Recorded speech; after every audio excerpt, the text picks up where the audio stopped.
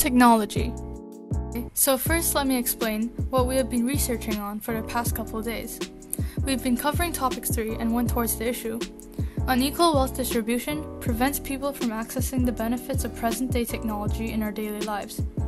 Our research question is, to what extent does the unequal distribution of wealth affect our opportunities to use present-day technology in our daily lives? But first, what is technology? Well, according to collinsdictionary.com, technology refers to methods, systems, and devices which are the result of scientific knowledge being used for practical purposes, which would also mean using fewer resources to manufacture goods more efficiently. Well, how does the inability to access present-day technologies impact people in other regions? On a positive side of the spectrum, not being able to access technology has various benefits. For one, social interactions. We can increase our chances of social interactions on a daily basis, which also helps us develop our social skills in the process. Despite that, not being able to access technology also helps us eliminate various bad habits directly linked to technology as well. This can include binge watching on your favorite movie streaming platform or scrolling through social media. Then on the negative side, the ability to access technologies also creates some drawbacks.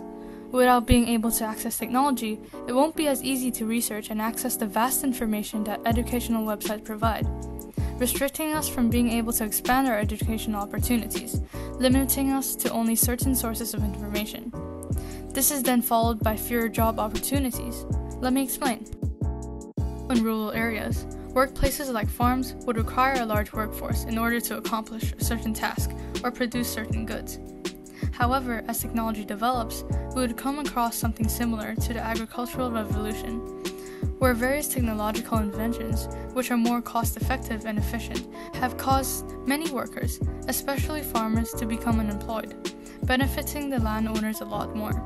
This problem has been a popular issue that people have started to worry about, where eventually machines would cause more and more unemployment rates in countries, creating a significant gap in wealth distribution. Speaking of unequal wealth distribution, what are some causes of it? A factor which would contribute to unequal wealth distribution would be the regressive tax system. A regressive tax is a tax that is applied uniformly, where the burden would be more focused on low-income earners rather than high-income earners, where in opposition, the progressive tax system takes a larger percentage of tax from high-income earners. To put this in an example, let's say there are two people who spend $200 a month for groceries, and the sales tax rate in their region is at 8%, having to pay $16 in sales each month. In a year, the tax for the groceries will add up to $192, but this uniform tax will affect both of them differently. A person who earns only $11,000 a year would find it to be much larger of a burden rather than a person who earns $80,000 per year.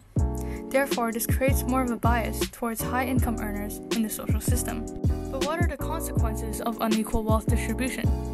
Consequently, there will be better conditions in more developed countries because of their improved and efficient social systems compared to less developed countries. According to Statistica.com, places like China, the US, or Europe will have fewer problems regarding the unequal wealth distribution. Well, how can we reduce this inequality gap? We can consider improving welfare benefits, providing more financial support for people who are homeless, unemployed, sick and disabled, old, and for children as well, giving them better opportunities to access technologies and its benefits, as well to improve their lifestyle. In many countries, there are still gaps in internet access between rural and urban areas. This may be because in rural areas, there is a lack of infrastructure, which prevents them from accessing the internet, whereas in urban areas, they have access to cell towers, reliable electricity, and internet routers which provide access to the internet. And to prove how crucial present-day technology is in our daily lives, we've conducted an experiment with our groupmate Ethan.